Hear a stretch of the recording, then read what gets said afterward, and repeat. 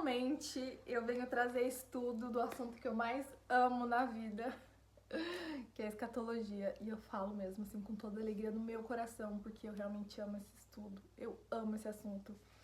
E Apocalipse foi o primeiro livro, né, que eu comecei a estudar na Bíblia. E eu não sei quantas vezes eu já li. Então, assim, eu quero te dizer o seguinte: você precisa estar preparado para quebrar, tá? Uns padrões aí de mentalidade que você tem, porque eu vou te trazer algo muito diferente do que com certeza você acha que sabe, né? Que você sabe, né? Porque te ensinaram. E te ensinaram da maneira errada, provavelmente. Porque são poucas pessoas que têm esse entendimento, né, do que eu vou te passar aqui, ok? E eu de forma alguma tô dizendo que eu sou melhor que você ou que eu sei mais que você, mas assim, eu estou estudando escatologia há 7 anos. E então são 7 anos mesmo, assim, dentro desse assunto. Então você pode ter certeza que Deus já confirmou no meu coração tudo que eu vou te dizer. E é por isso que eu demorei também tanto tempo, porque eu tenho muito temor, muito medo de vir aqui e passar uma informação errada. E principalmente desse assunto que é tão delicado. Então acalma o teu coração, tá? Vai dar tudo certo. Você confia em Deus aí e vamos lá começar. Esse vídeo, assim, é o resumo do resumo desse assunto. Eu vou só te dizer a quebra dessa mentalidade que com certeza você tem. E eu vou te explicar o porquê. Já vou começar dizendo que nós, povo de Deus, igreja, estaremos sim aqui na Terra durante a grande tribulação. E eu vou te mostrar o porquê. Muita gente acha que nós seremos arrebatados num piscar de olhos, né? No abrir e fechar de olhos. E aí que tá o engano. O que acontece num piscar de olhos? Eu vou ler pra você. Em 1 Coríntios, no capítulo 15, no versículo 51, mas precisamente no 52. Olha lá. Eis aqui vos digo um mistério. Na verdade, nem todos dormiremos, mas seremos todos transformados. Nesse caso que dormir é morrer, é uma forma agradável de dizer morrer, ok? Num momento, num abrir e fechar de olhos, ante a última trombeta, porque a trombeta soará e os mortos ressuscitarão incorruptíveis e nós seremos transformados. Então vamos entender isso daqui. Então aqui a gente consegue ver o seguinte: num abrir e fechar de olhos é a glorificação, é a transformação dos nossos corpos.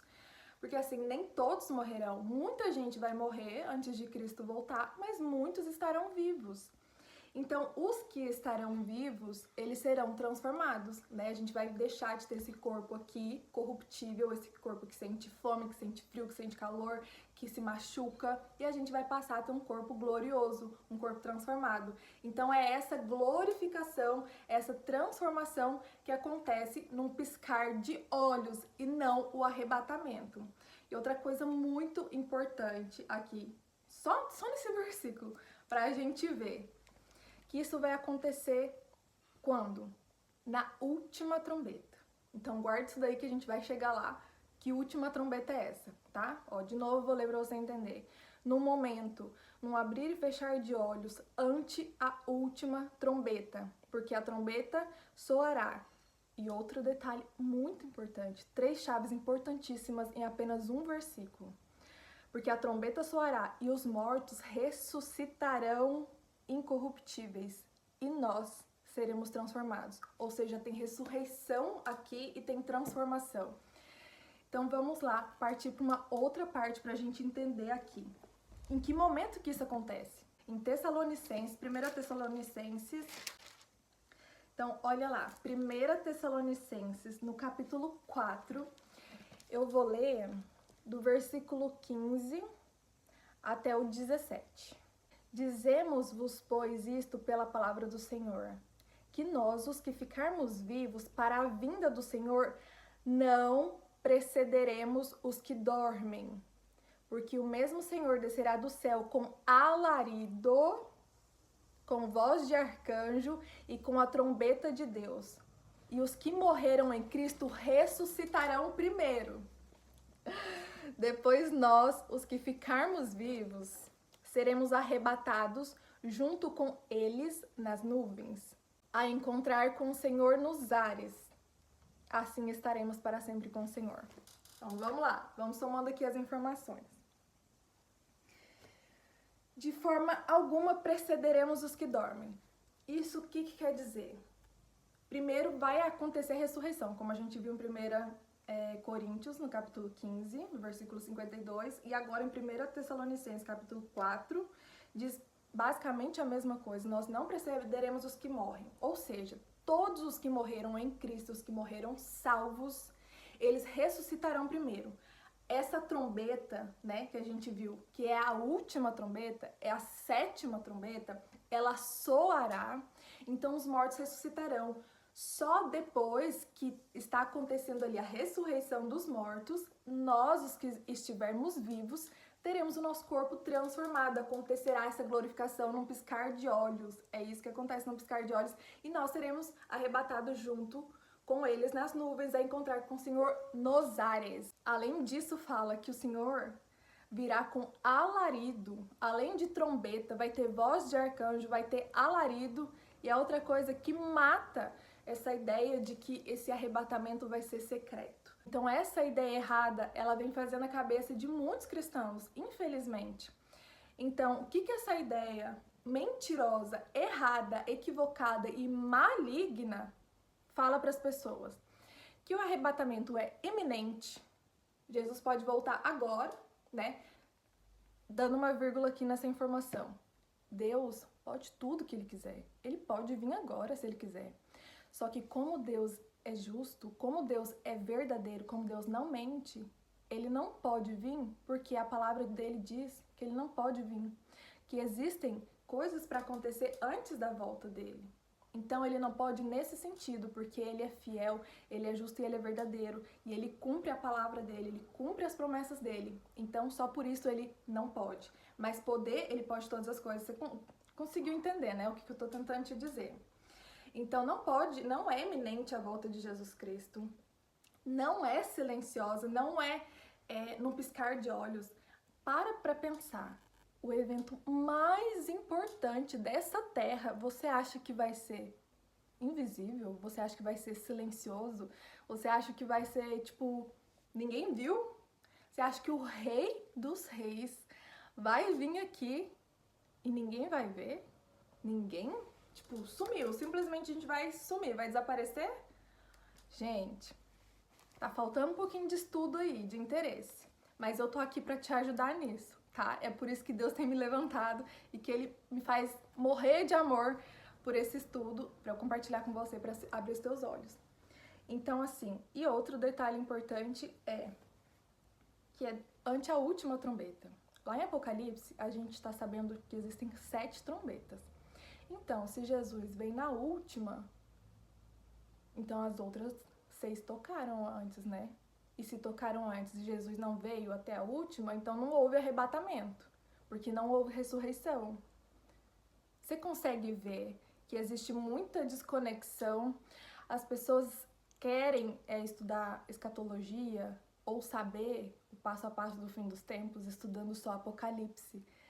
Mas, gente, Apocalipse, o livro de Apocalipse, ele é como se fosse um índice apenas. Não apenas, né,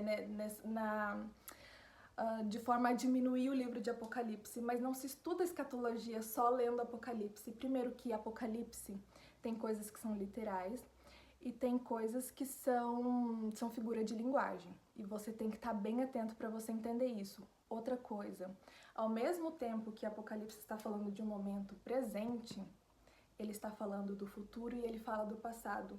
Então, assim, não é um livro para você ler uma vez, 2 vezes, 3 vezes e você achar que você entendeu. Aquilo ali precisa mesmo de muita dedicação, de tempo. Precisa que você conheça os outros livros da Bíblia e principalmente que você faça esses links com os outros livros da Bíblia.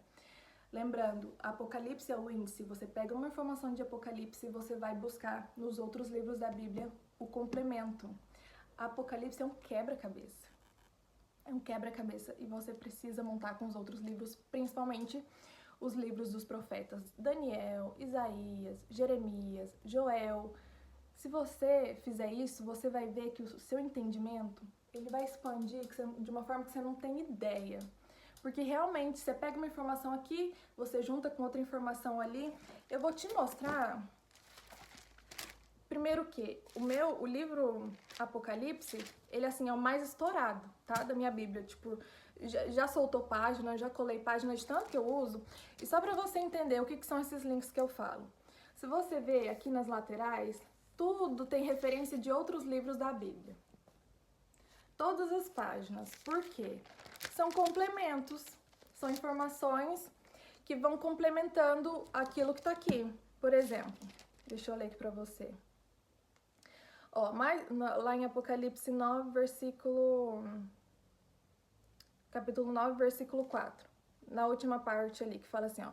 Mas somente aos homens que não têm nas suas testas o selo de Deus. O que é o selo de Deus? Você já sabe?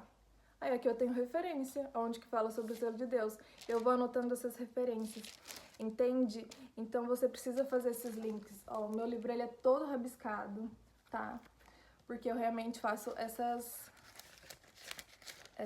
ancoragens. Tá, ó, cheio de referência. Ó, tudo referência de outros livros, ó, Mateus, Marcos, Isaías, Joel, Provérbios, gente.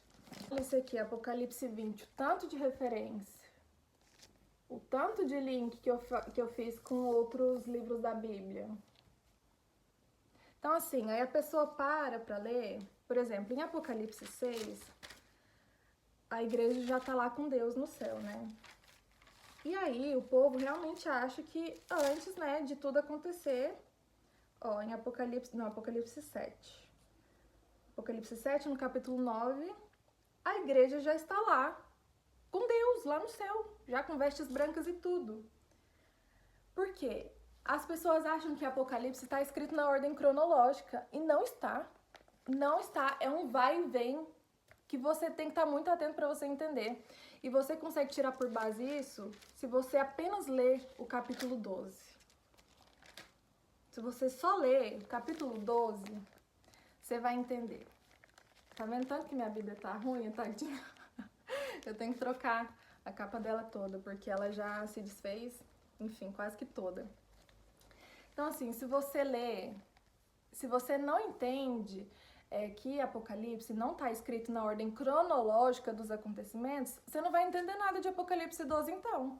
Porque ao mesmo tempo que está falando da queda de Satanás, está falando de Jesus, do nascimento de Jesus, já está falando da noiva do Cordeiro que vai pro deserto, tipo, é uma confusão, entendeu? Então você tem que estar mesmo bem familiarizado com a Bíblia para você conseguir entender. Deus é atemporal. Ele é atemporal, não existe tempo para ele. Ele fala de uma coisa que agora, que vai acontecer no futuro, que aconteceu no passado. Gente, tudo que aconteceu na Bíblia antes vai acontecer agora, de novo.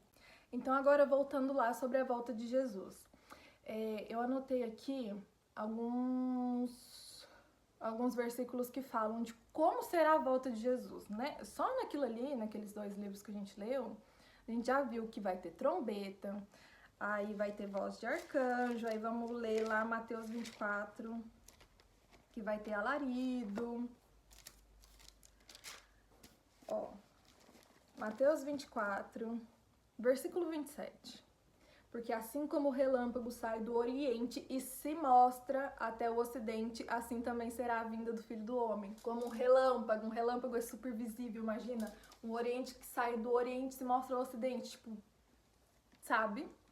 Daí, ó, no versículo 30. Então aparecerá no céu o sinal do Filho do Homem e todas as tribos da terra se lamentarão. E verão o Filho do Homem vindo sobre as nuvens com poder e grande glória. E ele enviará os seus anjos com rijo clamor de trombeta, os quais ajuntarão seus escolhidos desde os 4 ventos de uma outra extremidade dos céus. Em Apocalipse 1, no versículo 7, fala também: eis que vem com as nuvens, e todo olho o verá, até mesmo os que o traspassaram, e todas as tribos da terra se lamentarão sobre ele. Gente, até aqueles que mataram Jesus verão ele. Todos que existiram desde que o mundo é mundo, todos verão Jesus vindo. todos verão, os mortos ressuscitando, todos verão, os santos sendo glorificados, nós sendo glorificados, tendo nossos corpos transformados, todos verão o nosso arrebatamento, todos verão. Esse é o evento que vai ser mais importante, é o evento mais lindo e mais importante. Não tem como ser secreto, não tem como ninguém ver, não tem como ser silencioso. Você consegue entender isso? Aí eu sei que tá vindo na sua cabeça, Bárbara, mas a Bíblia fala que Jesus virá como ladrão. Ok, Jesus virá como ladrão, porque o ladrão não avisa na hora que ele vai ir na sua casa, né? Se algum ladrão já te avisou, fulano, dia tal horário eu vou chegar aí na tua casa, esteja preparado para quando eu chegar. Não. Jesus, ele fala que ele virá como ladrão para que a gente esteja sempre vigilante, sempre preparados, porque se você sabe que vai entrar ladrão na tua casa, você no mínimo vai estar preparado de alguma forma para você se proteger e proteger tua família. Então Jesus fala que ele virá como ladrão para que a gente possa sempre estar preparado, para qualquer momento, para o que der, para o que vier, para que a gente esteja preparados, para que a gente não seja 5 daquelas virgens loucas, imprudentes, que não tinham azeite suficiente quando chegou o noivo, né? A lamparina delas estava apagada, elas estavam sem a presença do Espírito Santo, elas estavam sem a unção. Então elas não estavam preparadas, elas não estavam vigilantes, elas só tinham aquele pouquinho de azeite para aquele momentinho ali de escuridão. Só que Jesus fala que a gente tem que ser vigilante, a gente tem que estar vigilantes, a gente tem que estar preparado. Então ele virá como ladrão dessa forma. Porém ele fala outra coisa que eu vou te mostrar agora. Olha em 1 Tessalonicenses, no capítulo 5, no versículo 4. Mas vós, irmãos, já não estáis em trevas para que aquele dia vos surpreenda como ladrão. Então Jesus vem como ladrão para quem não está preparado, para aqueles que estão buscando entendimento, buscando intimidade. Para esses, não vai ser uma surpresa. Não vai. A gente nunca vai saber e nunca vai poder dizer. Se você ouvir alguém dizendo que é ano tal, dia tal, mês tal, esquece, falso profeta, porque ninguém sabe, tá? Então a gente vai ter ali uma base de quando será a volta de Jesus. O dia certinho a gente nunca vai saber. E quem tentar, né, dar um spoiler aí é mentira, é falso profeta.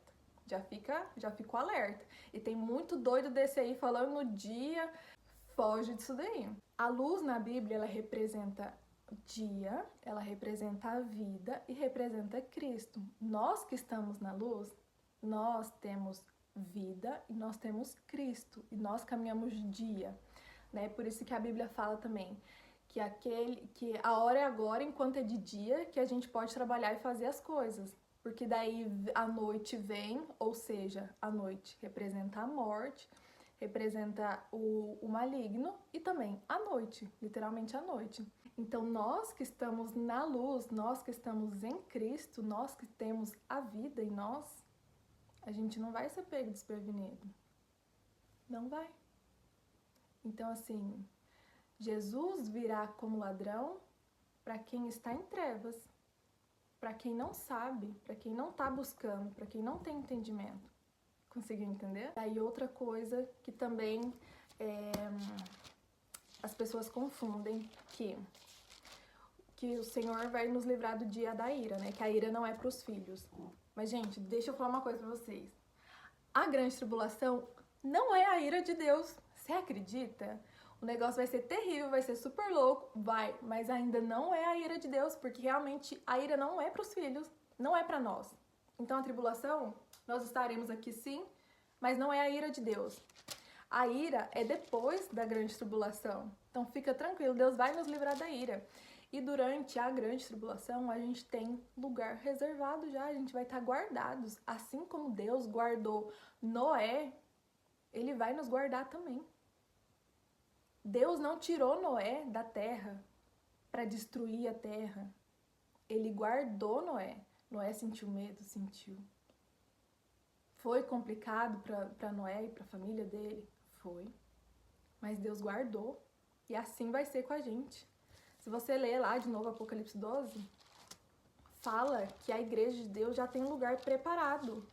E já fala o tempo certinho que a gente vai ficar guardado lá, protegido. A gente vai ter mantimentos, nada vai faltar pra gente. Obviamente, a gente vai ficar tendo banquetes, né? Tipo, né? A gente não vai ter lá Netflix e caminha confortável. Obviamente não, mas nós estaremos guardados, protegidos. A gente terá, sim, alimentação. Deus vai mandar água, vai mandar... Gente, do mesmo jeito que Deus já fez antes, Ele vai fazer de novo. Deus mandava os bichos, as aves e alimentar o profeta dentro da caverna. Deus fazia chover maná do céu, o povo comer no meio do deserto. Deus fazia o povo sair a água da rocha, o povo não morrer de sede. Você acha que esse Deus deixou de ser Deus? Você acha que esse Deus parou de ter todo esse poder? Não, gente. O poder de Deus é ilimitado. Ele vai nos guardar. E ele fala isso. Você não sabe disso, você tem medo do final dos tempos, você tem medo da grande tribulação porque você ainda não conhece Deus. Você ainda não sabe o que ele falou que ele vai fazer, que ele vai te guardar. Você vai sentir medo? Claro que vai. Porque ele fala que muitos vão desmaiar do temor das coisas que hão de vir. Vai ser terrível, vai ser terrível. Só que, quanto antes a gente entender essas coisas e a gente se preparar psicologicamente, mas principalmente espiritualmente, a gente vai suportar, passar melhor por esse momento. Então, você precisa para ontem entender essas coisas e realmente se preparar. Entender que Deus vai te guardar, Ele falou que vai te guardar. Aliás, muitos de nós vamos morrer, tá? Alguns vão morrer. Alguns vão precisar dar testemunho com a própria vida, né, de que realmente entregou sua vida para Jesus, que Jesus é seu Senhor e Salvador. Muitos darão testemunho de morte, mas outros não. Outros ficarão vivos até a volta de Jesus. E nós, os que ficarmos vivos, nós seremos guardados. E a gente vai ver toda essa maravilha que vai acontecer, esse espetáculo. Gente, vocês não têm ideia o tanto que eu anseio ver isso, o tanto que eu desejo ver isso. É claro, eu falo pra Deus que, ai meu Deus, nossa, o Senhor me ajude, porque, né, vai ser terrível, obviamente, eu me preparo muito psicologicamente pra isso. Mas, gente, sabe, tipo, os meus olhos verão o maior evento dessa terra. Meu Deus, não, é sério, eu fico muito, muito apaixonada. E eu quero te ajudar também, te incentivar a sentir essa alegria de desejar, tipo, ver Deus, ver Jesus vindo logo, nos resgatar daqui e voltar logo pra casa. Eu quero ir embora. Então, voltando lá, né, que eu ia falar. Em Apocalipse 3, no versículo 10, fala assim: como guardaste a palavra da minha paciência, também eu te guardarei da hora da tentação que há de vir sobre todo mundo para tentar os que habitam na terra. A hora da tentação também não é a grande tribulação. E a tentação não é da parte de Deus, não é para os filhos. Porque Deus não tenta ninguém. Olha o que está escrito em... Cadê? Em Tiago 1, no versículo 13. Que Deus, ninguém pode tentar a Deus e Deus não tenta ninguém. Então, a hora da tentação não é para nós. Deus não tenta ninguém. Deus não vai nos tentar. Essa tentação aqui é da parte do maligno. E nós seremos guardados do maligno. Então não confunda ira com grande tribulação e com tentação. Não confunda. São coisas diferentes. Então só com esse resumo eu acho que você conseguiu ver que não é iminente, não é num piscar de olhos, não é silenciosa, não é secreta o arrebatamento, que não tem como acontecer arrebatamento antes da ressurreição dos mortos, e o arrebatamento vai acontecer ante a última trombeta. Aí você vai pegar a sua Bíblia, você vai abrir lá em Apocalipse e você vai ler sobre as 7 trombetas, tá? Só para eu te falar uma coisa, existem os 7 selos, as 7 trombetas e as 7 taças da ira. Nós estaremos guardados até a 6ª taça. No capítulo 16 de Apocalipse, no versículo 15, Jesus ainda fala: eis que venho como ladrão. no capítulo 15, ou seja, aqui é até a sexta taça. Se ele ainda vem, é porque ele ainda não veio, não é? Você concorda? E se ele não veio, ainda não tocou a sétima trombeta, que depois eu vou trazer estudos sobre os selos, sobre as taças da ira e sobre as trombetas.